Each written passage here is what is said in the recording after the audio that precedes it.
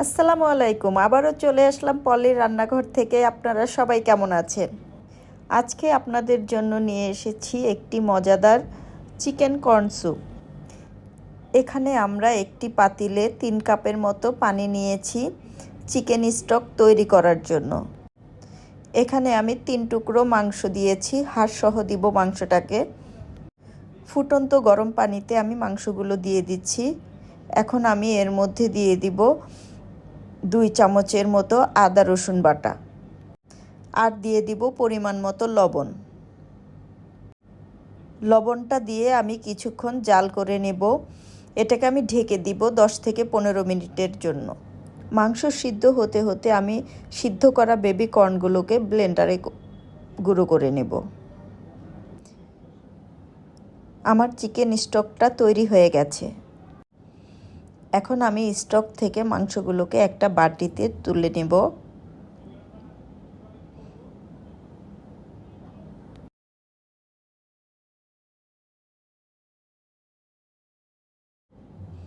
এখন আমি স্টকগুলোকে একটা ছাঁকনি দিয়ে ছেঁকে নেব। চিকেন স্টকগুলোকে অবশ্যই ছাঁকনি দিয়ে ছেঁকে নিতে হবে। আমার চিকেন স্টকটা তৈরি হয়ে গেছে। এখন আমি একটা বড় পাত্রের মধ্যে চিকেন স্টকটাকে দিয়ে দিব। চিকেন স্টকের মাংসগুলো আমি হাড় থেকে ছাড়িয়ে নিয়েছি। এখন আমি সেই মাংসগুলোকে স্টকের মাঝে দিয়ে দিব, আর দিয়ে দিচ্ছি গুঁড়ো করা কর্নগুলোকে। এখন আমি একটু ভালোভাবে নেড়েচেড়ে এর মধ্যে দিয়ে দিচ্ছি 2 চামচ গোলমরিচ গুঁড়া,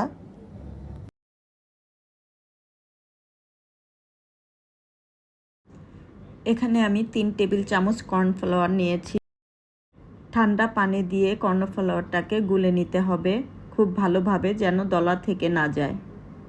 কর্নফ্লাওয়ারটা গুলা হয়ে গেলে চিকেন স্টকের মাঝে আস্তে আস্তে দিয়ে দিতে হবে।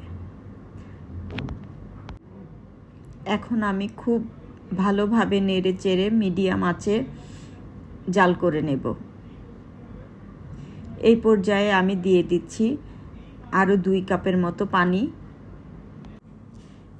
এখানে আমি ডিমের সাদা অংশ নিয়েছি 4টি।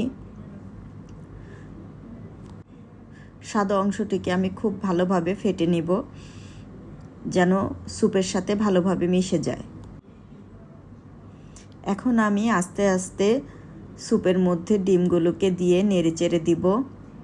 আস্তে আস্তে ডিমগুলোকে দিবেন যাতে দলা পাকিয়ে না যায়। আমার স্যুপটা প্রায় রান্না শেষ।